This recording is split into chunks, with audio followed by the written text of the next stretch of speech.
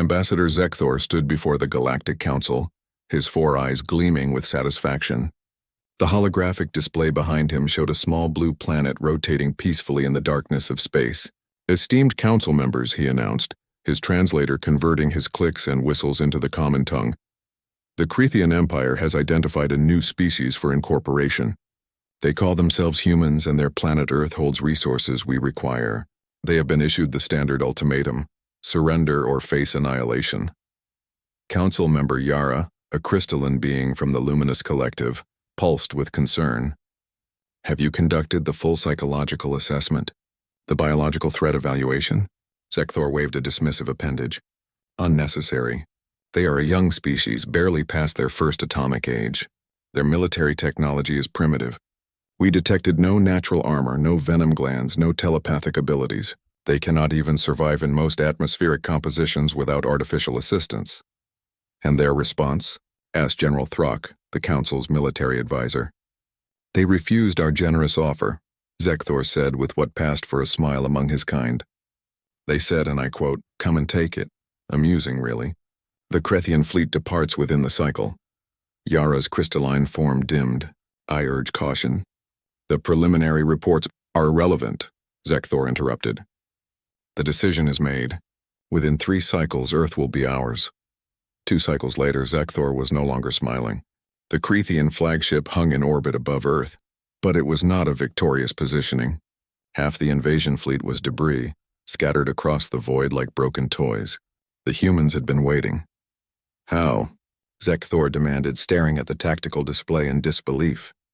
"They had no fleet. Our intelligence showed no weapons platforms, no orbital defenses." His tactical officer, trembling, reported the impossible. "They built them, Commander. In the time between our ultimatum and our arrival, they built them. Manufacturing facilities across their planet worked continuously. They call it total war mobilization. But their technology was underestimated, sir. They lack our advanced materials, yes, but they compensate with what they call overkill. Their weapons are crude but devastatingly effective. And their tactics." The officer hesitated. "Sir, they don't fight like any species we've encountered. They're unpredictable, reckless. They sacrifice ships to gain advantages. They turn their own vessels into weapons." On the view screen, another Crethean destroyer erupted into flames as a human craft, already crippled and venting atmosphere, deliberately rammed into it at full thrust. "Madness," Zekthor whispered. "No, sir," the officer corrected quietly. "Determination." The council convened an emergency session. Zekthor, now stripped of his ambassadorial robes, stood in the defendant's circle as Yara presented her findings. The preliminary assessment that Ambassador Zekthor dismissed contained critical information about human psychology and biology. Yara explained, her form pulsing with barely contained anger. "Humans evolved as persistence hunters. On their world, they did not chase prey with speed or strength. They chased it until it collapsed from exhaustion. They are biologically adapted to never give up." She brought up holographic images of Earth's history. Their planet tried to kill them repeatedly. Ice ages, plagues, predators, volcanic eruptions. Each time they adapted, they survived. And more than that, they thrived. Throck studied the data with growing horror. They fought each other constantly. For thousands of cycles, Yara confirmed. They perfected warfare while most species were still learning agriculture. They wrote treatises on strategy, built entire philosophies around conflict. They have a saying, "If you want peace, prepare for war." They were always preparing. Another council member spoke up. "But surely their primitive nature is their greatest strength," Yara interrupted. "They don't have our advanced materials, so they learn to innovate constantly. They don't have natural weapons, so they invented thousands. They don't have hive minds or telepathy, so they developed complex communication systems and learned to coordinate through pure trust and training." She pulled up footage from Earth, showing human soldiers training in hostile environments, pushing their bodies beyond normal limits. They voluntarily subject themselves to hardship to become stronger. They call it training. Most species train for specific threats. Humans train for everything, including threats that don't exist yet. "What are you saying?" Zekthor demanded. "I'm saying you declared war on a species that has been at war with something. Themselves, nature, disease, predators, since they first stood upright. They are survivors at a fundamental level.